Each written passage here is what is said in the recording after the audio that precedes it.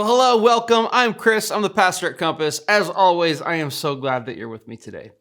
Now, one of my favorite authors of all time is a guy named Brandon Sanderson. He's written like 50 or so science fiction and fantasy books, and I think he's great. Now, there's this recent book that he's written called The Sunlit Man, and I haven't read it yet, but I'm really looking forward to reading it.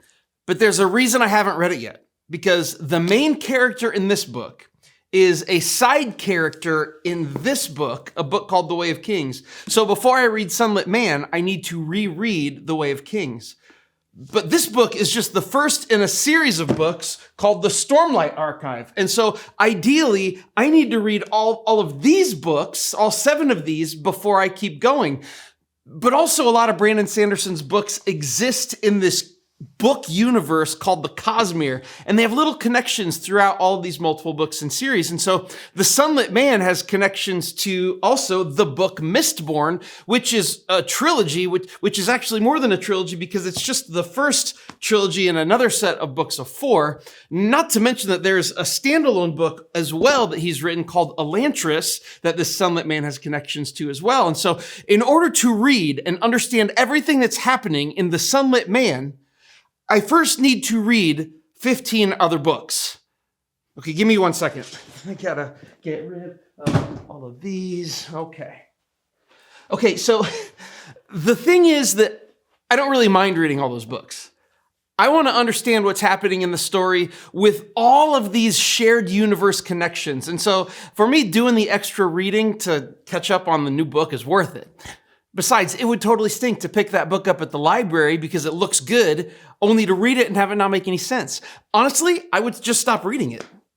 Reading the Bible, I think, is a lot like this. We can hit things that are confusing or offensive or things that just don't make sense. And then as a result, we'll stop reading it. I mean, raise your hand if you've ever set out to read the Bible in a year, and then after you started in Genesis, you gave up really quickly. You're not alone. We read the Bible so that we can try and understand God more, what he's doing in the world, what our purpose is. But when the Bible confuses us or even paints a picture of God that runs counter to what our conscience says he should be like, putting the Bible down may seem like the right thing to do. But it may be that the problem is not the Bible itself, but in how we approach it. See, the Bible is a shared universe. It's a cosmere. It's 66 books with over 40 authors written over 1,500 years. It's made up of history, poetry, narrative, philosophy, and apocalyptic literature. The Bible isn't really a book. It's a library of books. And each of those books exists in a shared universe full of connections and tie-ins that help us understand what's happening when we put all the pieces together. So how do we do that? How does it work? Well, let's start with taking a look at the burial of Jesus in Matthew chapter 27, verse 57. It says, as evening approached, Joseph, a rich man from Arimathea who'd become a follower of Jesus, went to Pilate and asked for Jesus' body. And Pilate issued an order to release it to him. So as we start in this short section after Jesus' death that describes his burial, we're introduced to a man named Joseph of Arimathea. All we know about Joseph from this is that he was rich and that he asked if he could bury Jesus.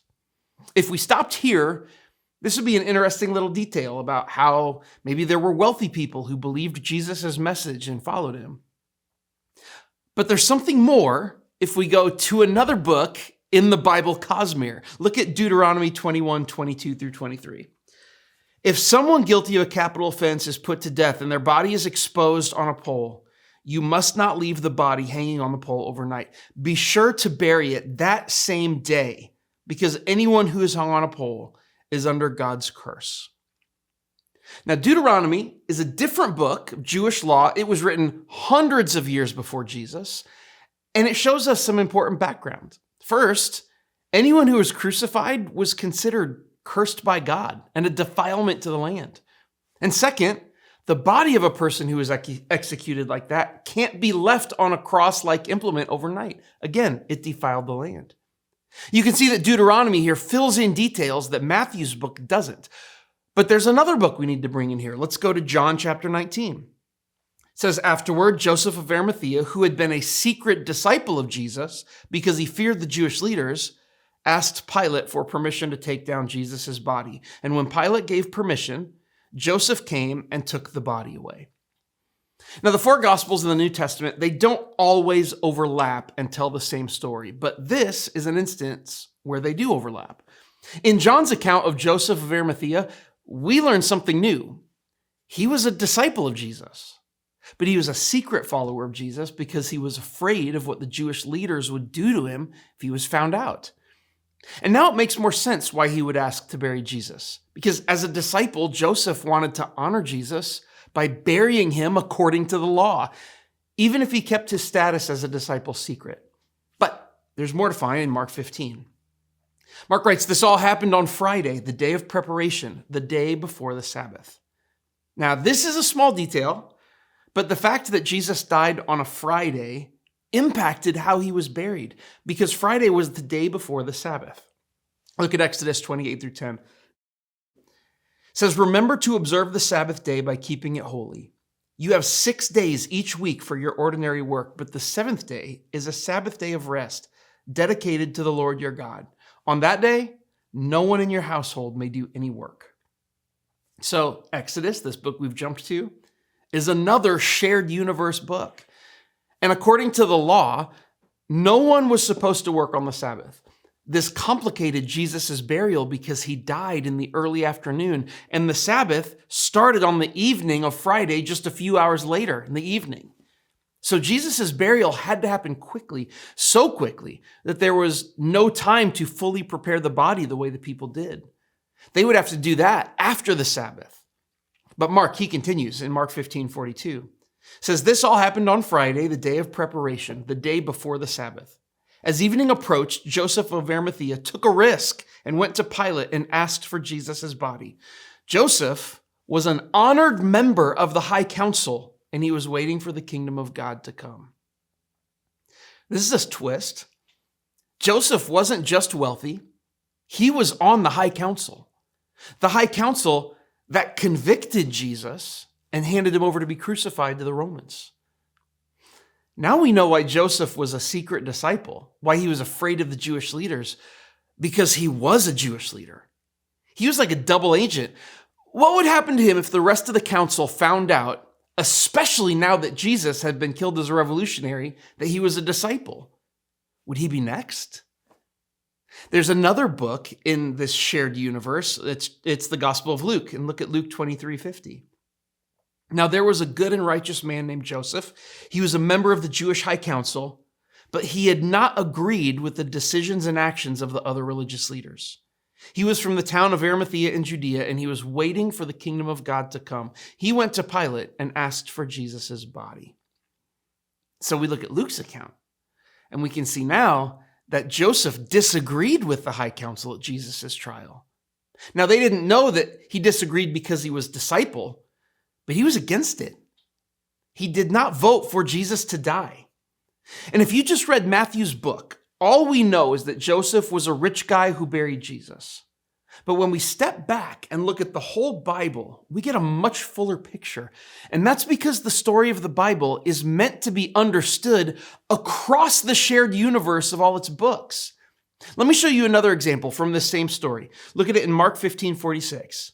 "Joseph bought a long sheet of linen cloth. Then he took Jesus' body down from the cross, wrapped it in the cloth, and laid it in a tomb that had been carved out of the rock. Then he rolled the stone in front of the entrance."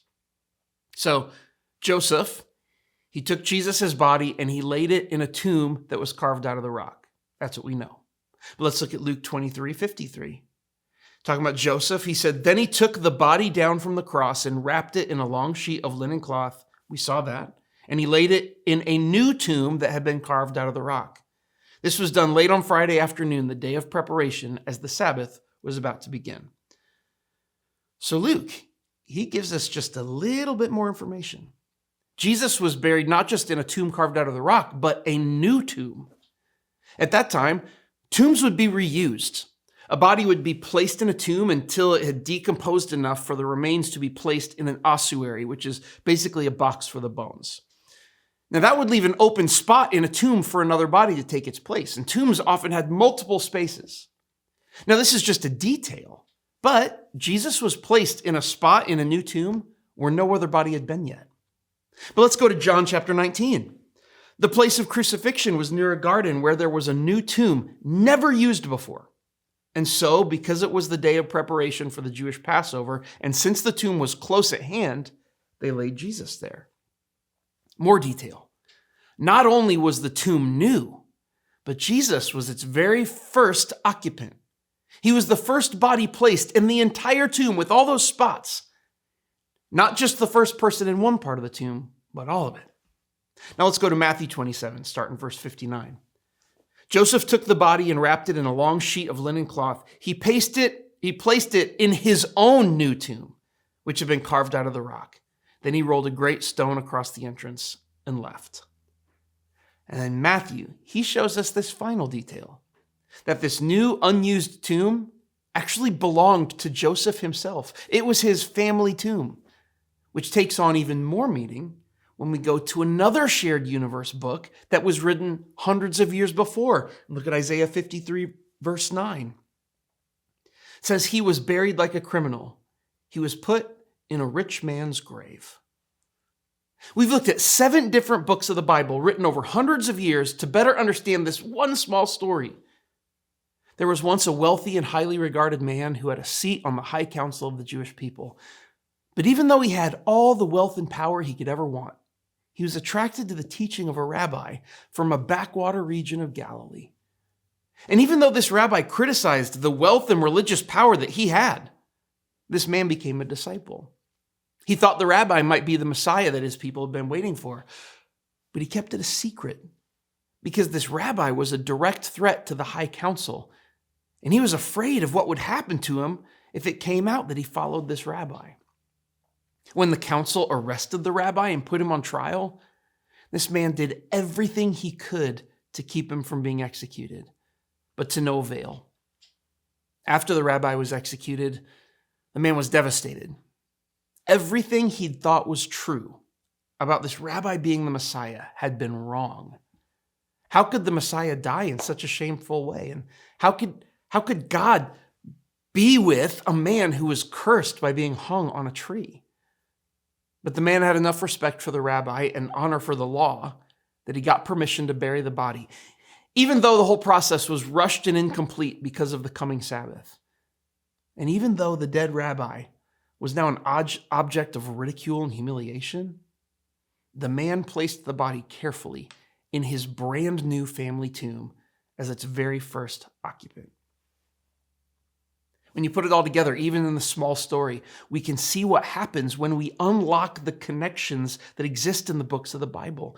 We can see what's happening so much more clearly because the Bible is not just a bunch of different random books that we have to figure out, reading some parts, ignoring others. The Bible is one story. It's a story written to you and for you. Here's the thing. The Bible is the story of God's love expressed through Jesus. It's all about Jesus. Even this little story is all about Jesus. The Bible isn't a collection of unconnected writings. It's a shared universe of books that together tell one story about how a loving God is redeeming and restoring all creation through Jesus. It's a cosmere. So we should read it that way. When you hit things that are weird or hard to understand or even offensive, ask yourself, how does this fit into the story of Jesus? Does it point to him allegorically? Does it show a facet of the character of the God who sent Jesus? Does it highlight the impact of what Jesus did on the cross just by simply showing how evil and cruel humanity can be? Get a good study Bible. Find someone who can answer your questions, but always look for the connections in the shared universe of the books of the Bible. The Bible is rich and complex and confusing and frustrating, but it's meant to be understood as one cosmic story, the story of God's love expressed through Jesus, where every book points to the climax of his death and resurrection. It's a story that was written for you. And if you let that story become clear, it can change everything. Thanks for joining me. I'll see you next time.